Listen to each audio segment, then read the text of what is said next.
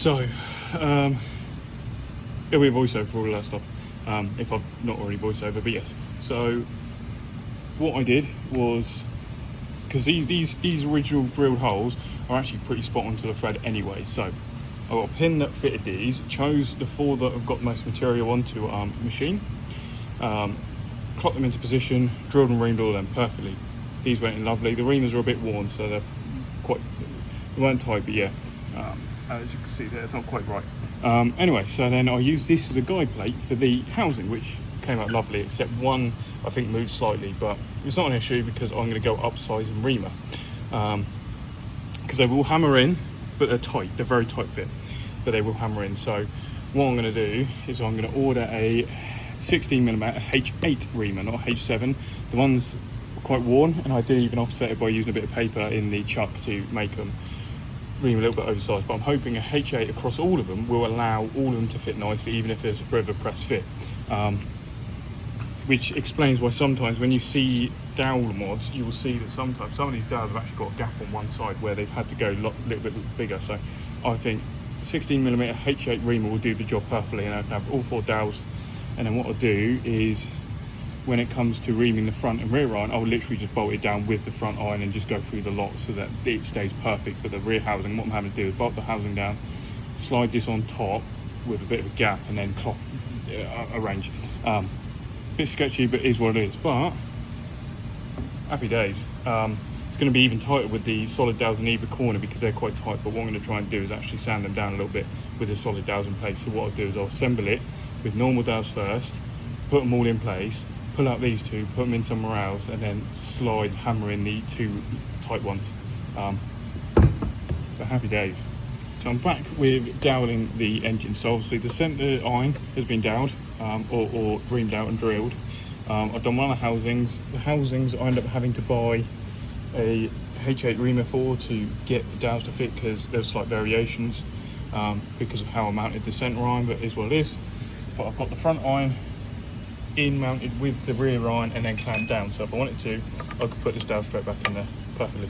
And I've done this one and it is snug but it fits nicely, so yeah, perfect. So as you can feel, drops into about there, then it goes into the front dowel ironing, which is then that bit there. And what I'm doing is I'm using the stiffest dowel for locating this and the lot together before drilling down. So I'm going to get this iron done, the front iron done and the rear iron done, and then tomorrow will be the housing, and then the whole thing will be ready to go. And then what I'm going to do is I'm going to need to ream. Oh, I'm hoping I can get away with this, but yeah, I'm going to need to cut this end off because of the taper to finish off reaming parts. There is a very slight taper on this reamer, annoyingly, and obviously they've put the taper there to help with guiding it in, but I didn't want that taper. There you go. You see that taper there? Okay, sorry, so I didn't film much of the last one, but basically again, I set this up in the coordinate again using my template piece, which is also my iron, centre iron, which is good. Clamp that down. I've obviously used that as my guide pin. I'm going to drill down. So now I'm putting 17mm in the rear. So the front iron I actually went 6mm deep, a little bit more than that, 6.5, but it's what it is, it'll be fine. I just need to deburr these edges now. I've chased the threads through, they're all good. So now I've just got to do the rear iron. So yeah, the rear iron, obviously 50mm for your centre iron, and then 17mm down through for your rear iron. And go from there. Again, nice fit for there, and then I'll do them. And then the only thing left is the front housing. So again, what I'm going to do is I'm going to I'm bringing the edge of the drill down. I'm going to zero my readout. So my readout's already zeroed. I'll slap a load of oil on there. So I'm having to do this by hand, which is annoying. And then I'm just going to bring that down to the 50mm, which will be that. Not quite 50mm, it's 48 because of the taper of the drill itself. And then I'm just going to go in. It's horrible stuff.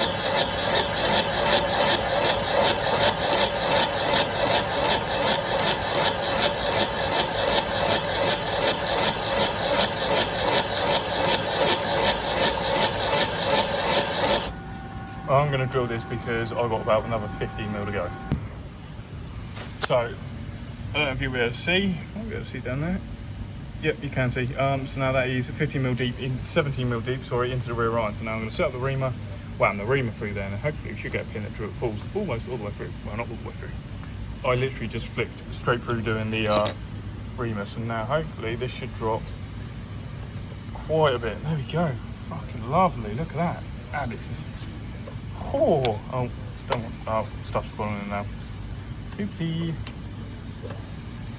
But that's what we're after. Nice press fit. And then what I can do is, if worst case if they're tight, later on I can always use my H8 reamer to fiddle certain holes so it all fits up nice and tight. So I'm going to crack on the rest of these, get these done, and that's going to be front, centre and rear iron done. One housing done. I've just got to finish off the other housing, which I'll probably finish off tomorrow. So there we go, 1, 2, 3, 4, this one. Oh, beautiful. I thought I'd just give this a go. Yep, so with the dowels in the front one, we've got them going through the second one into the rear. It's a little bit snug in the rear, but all together, all these dowel pins. And I know for the fact these ones are going to work perfectly because these are actually a looser fit than all of these are going to be. These are currently. So I can actually make these all slightly a little bit looser, or choose which one to make looser to get the whole thing sliding together nicely. And I know the front housing meets perfectly to this, so it's not going to have an issue with this. So all I've got to do is ream the rear housing. Beautiful. Now, that is a good view. I've decided to take the front iron home because as much as the reamed holes are tight, I know full well that I had to ream this out larger along with the centre iron. And I know the centre iron fitted these perfectly anyway with the rear iron on. And the front dowel pins only go front iron, housing and partly mid iron. So that's all I needed. So I shouldn't need to touch any of this. If I could do this one-handed, I'll try. And Mango is investigating. Come on, get those dowel pins to line up.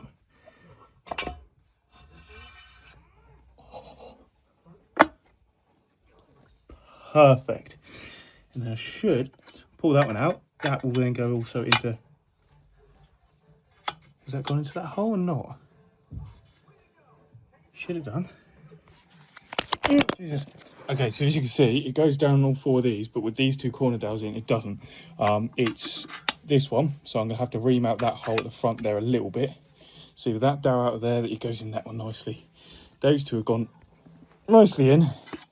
But yeah, as you can see, that's just moved. So I'll go put this dowel in, won't go.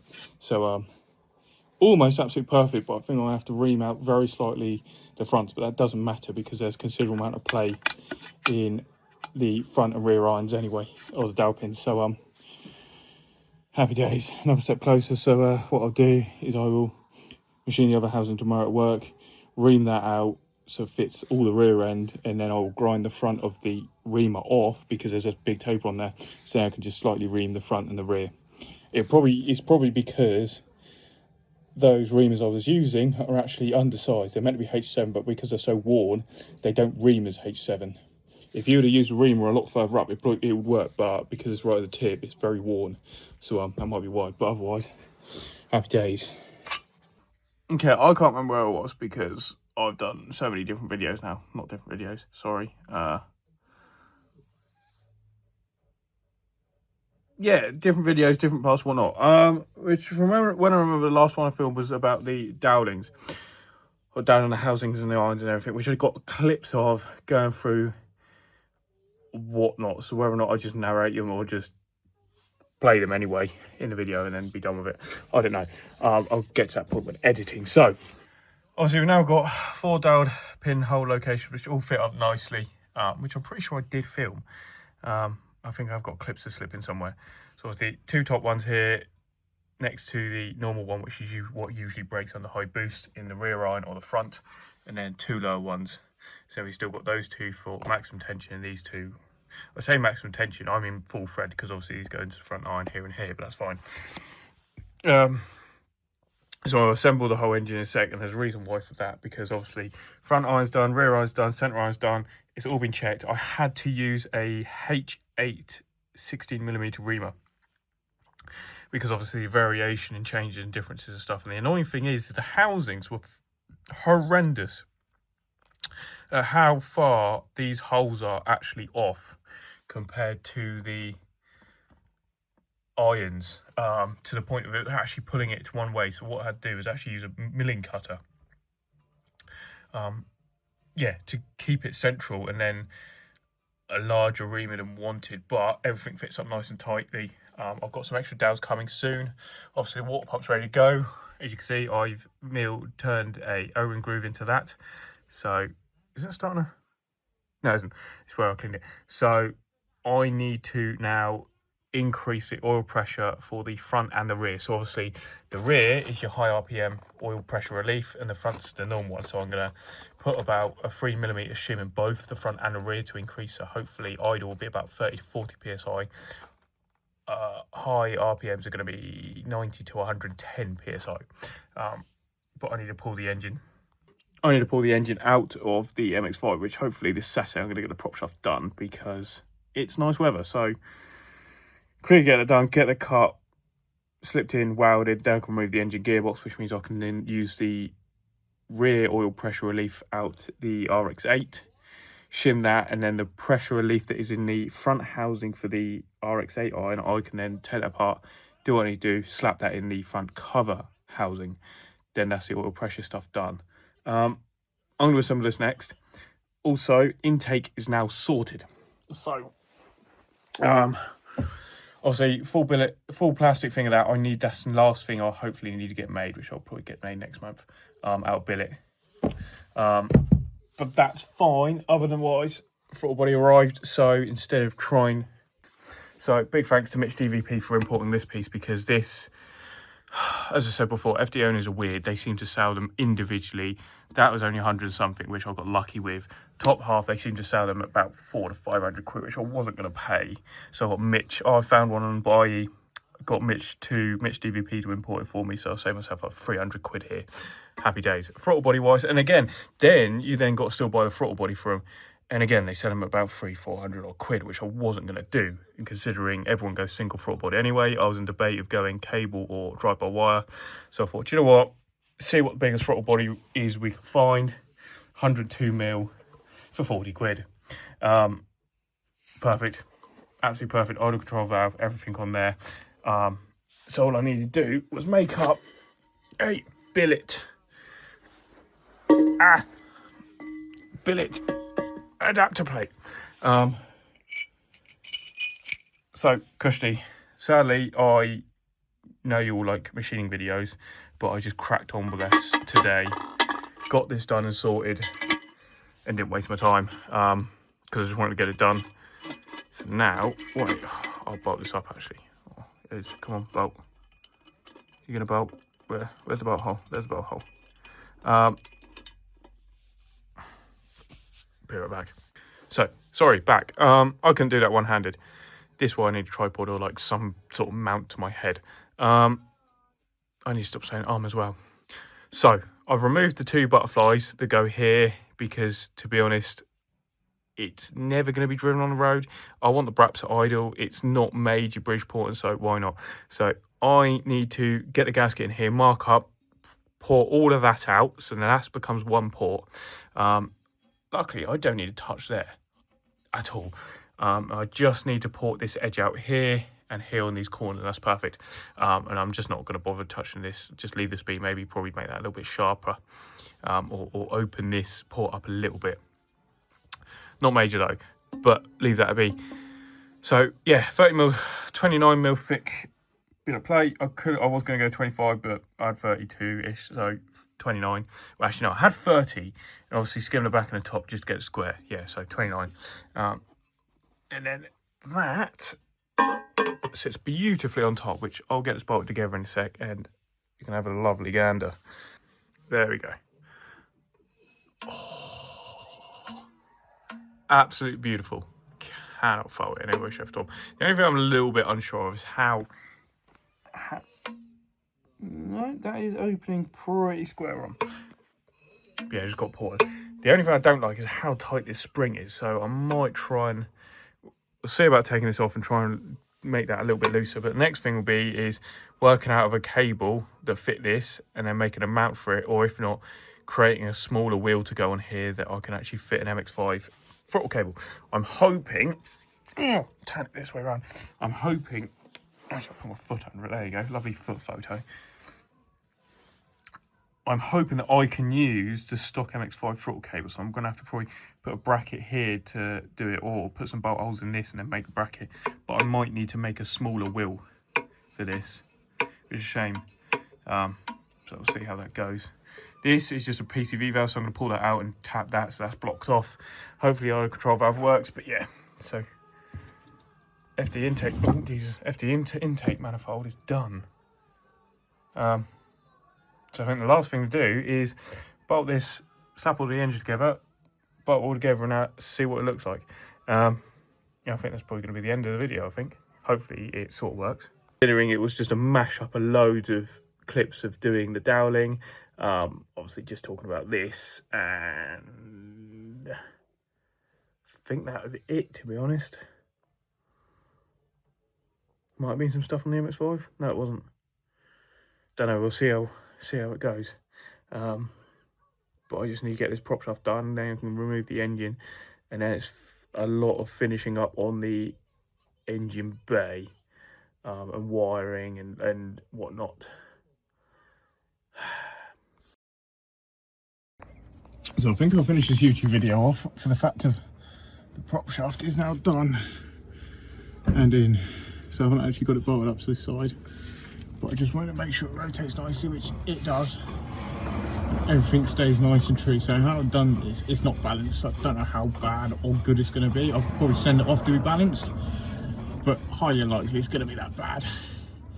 So I end up measuring, I cut both off, cut this off a bit further up, then down, so I had the inside part left, because in the inside part I know it's dead on square.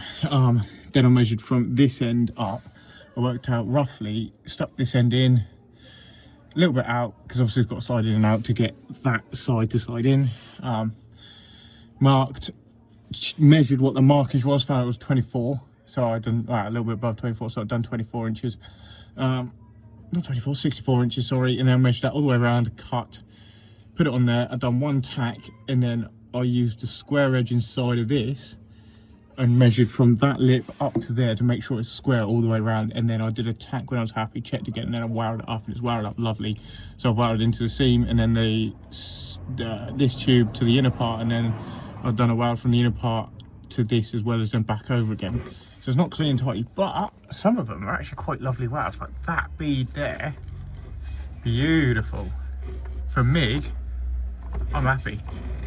You can see where I've gone over a few little spots, but otherwise, prop shaft is in and it spins. No resistance at all, other than it's not actually bolted to that end, but it is in there. And then when I want to remove it, I can. See? Oh, absolutely lovely. So I'm over the moon. I'm over the moon, which basically means The drivetrain swap is done, so technically the engine swap's done. Well, now all I've got to do is build the engine up and get this all back in here. I'm going to put a washer on.